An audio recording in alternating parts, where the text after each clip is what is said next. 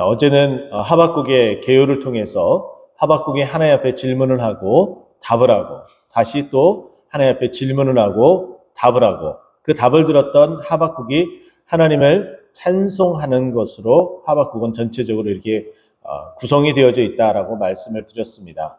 오늘은 그 두 번째 하박국이 두 번째 질문을 하고 나서 그 질문에 대한 답으로 이루어진 것 2장 2절부터 시작해서 2장 20절까지의 그 내용이 우리에게 하나님의 그 대답을 우리에게 말해주고 있습니다.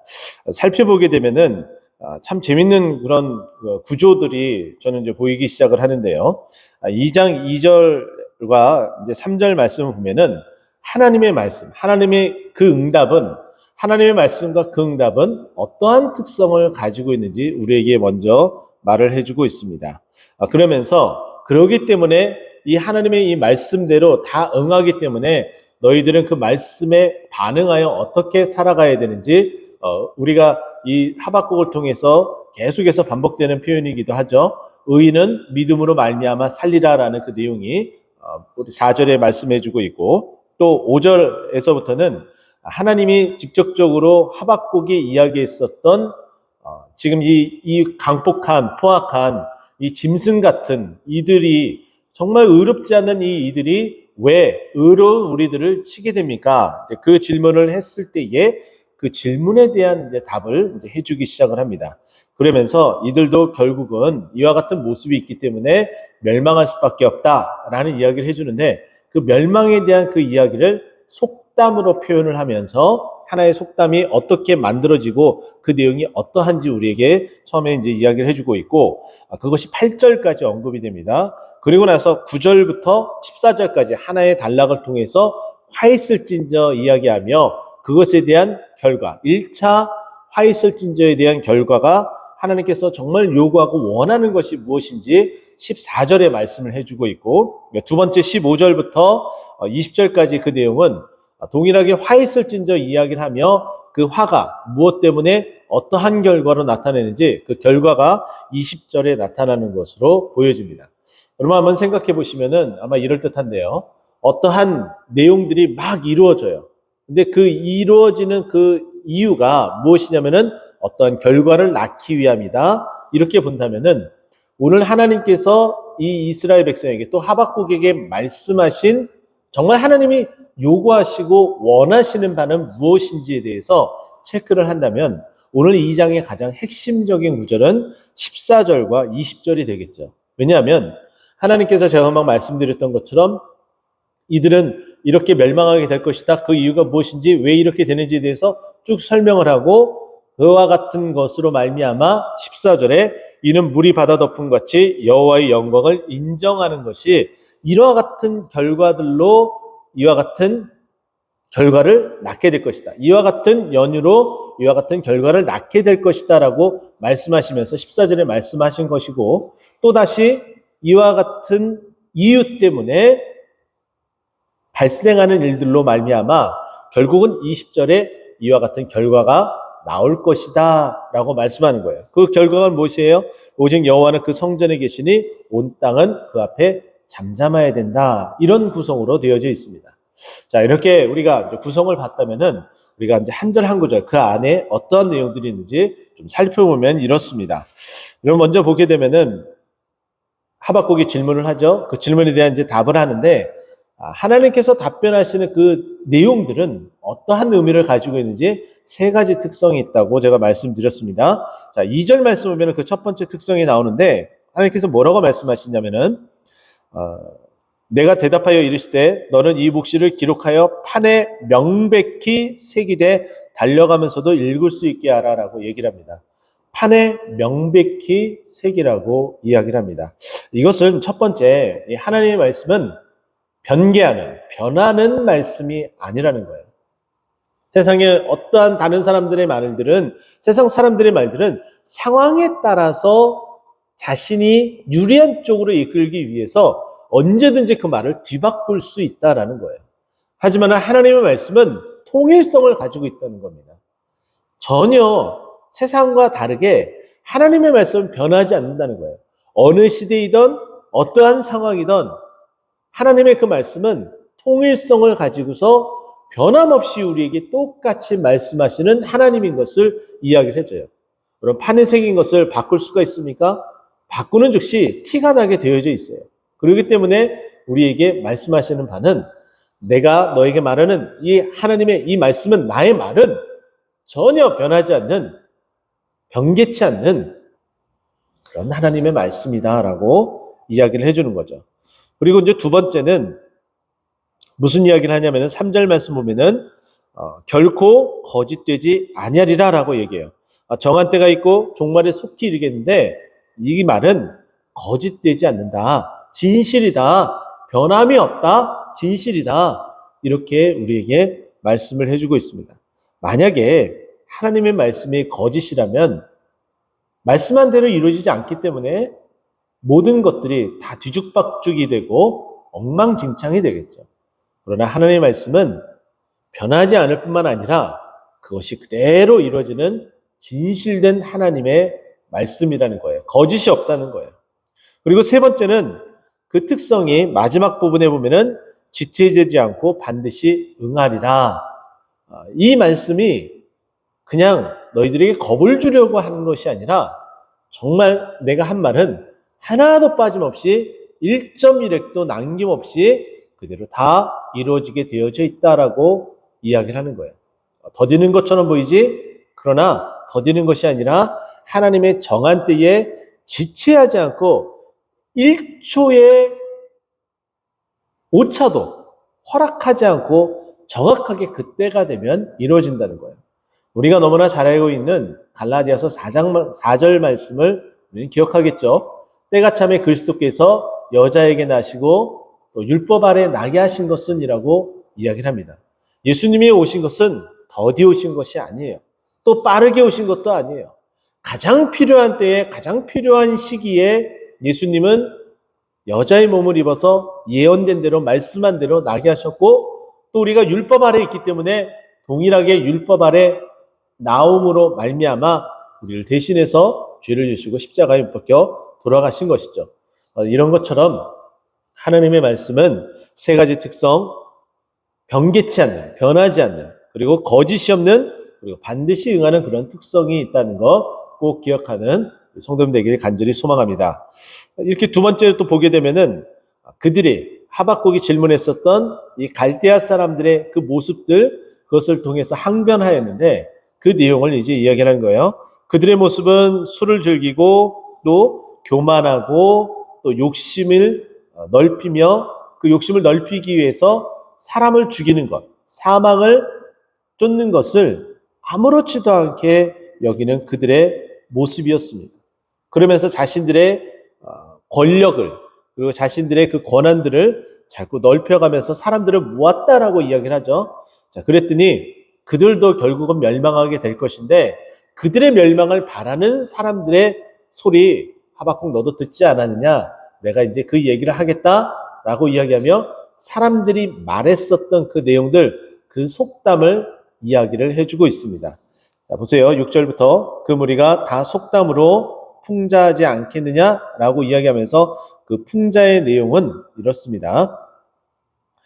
너희들이 이 갈대아 사람들이 소유가 아닌 것을 모으는 자인데 언제까지 이르겠느냐? 모든 것이 이제 그 모은 것으로 말미암아 무거운 짐이 된다. 무거운 짐이 된다는 것은 빨리 그것을 대처하지 못하고 빨리 달아나지도 못하게 된다라고 이야기를 하는 거예요. 그러면서 억누르는 자들이 갑자기 일어나게 되고 갑자기 그렇게 일어났기 때문에 대처하며 도망가야 되는데 너희들이 욕심을 통해서 사람을 죽이면서 모았던 그것으로 인해서 억누르는 자들이 일어나도 그것에 대해서 대처하지 못하고 결국은 이들도 멸망하게 될 것이다라고 말씀하고 있는 거예요. 너를 괴롭게 하는 자들이 일어나고 그리고 너희들이 노력했는데 그것을 그대로 당하게 된다라고 말씀하고 있습니다. 너희가 또 8절에 피를 흘렸기 때문에 그 강포가 있기 때문에 이와 같은 결과를 낳게 된다라고 말씀하고 있어요. 그러면서 이제 그들이 그렇게 겪을 수밖에 없는 그 이유를 이렇게 속담을 통해서 이제 말씀해 주셨다면은 그들에게 이제 진짜 임하는 화가 무엇인지 9절부터 말씀합니다. 부당한 이익을 취했기 때문에 화를 당하는데 10절 말씀입니다. 내가 많은 민족을 멸한 것, 그리고 욕심을 부르며 영혼에게 죄를 범한 것, 우상 숭배에 대한 부분이겠죠. 그리고 또 11절 담에서 돌이 부르짖고 집에서 들보가 응하리라. 이 말씀은 담에서 돌이 부르짖는다라는 것은 사람들이 강포되고 쓰러지고 그 하는 것들을 사람이 정말 이 악에 바쳐서 결국에는 그들의 그 한들을 다 쏟아부어서 어떻게 하든지 그들에게 다시금 돌아오게끔 만들겠다라는 그런 의미로서 여러분 해석하면 좋고요. 그리고 12절에 보면은 피로 성읍을 건설하고 불의로 성전을 건축했는데 그것이 결국은 헛된 일이고 불탈 것이고 그것이 다 이와 같은 결과를 낳게 되는 것은 하나님이 다 그렇게 행하면서 이 갈대아 사람을 멸망시키고 사라지게 만들 것이다라고 이야기를 하는 거예요. 그렇게 되면은 결국은 이렇게 강한 갈대아 사람들도 결국은 멸망하게 되는구나. 근데 누구 때문에? 여호와 하나님 때문에. 그러면 사람들이 어떻게 생각해요? 그 여호와 하나님을 정말 섬겨야 되는구나. 그래서 나타나는 결과물이 물이 바다를 덮은 같이 여호와의 영광을 인정하는 것이 세상에 가득하게 된다라고 하나님의 그 결과, 만들어져야 될 진짜 그 모습들을 우리에게 이렇게 소개를 해줍니다. 그리고 또다시 이야기를 하죠. 그들에게 일어날 일들은 그들의 한 그 패악한 그 행위들의 모습을 보게 되면 사람을 이렇게 잔악무도하게 만들 수 있을지 모르겠는데 여기 보게 되면은 그 하체를 드러내려 하는 자에게 화 있을진저 라고 이야기를 합니다.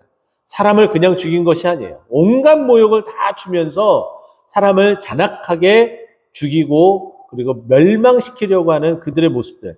근데 심지어는 성적으로 하체를 다 드러내면서 모욕을 주는 그 모습들.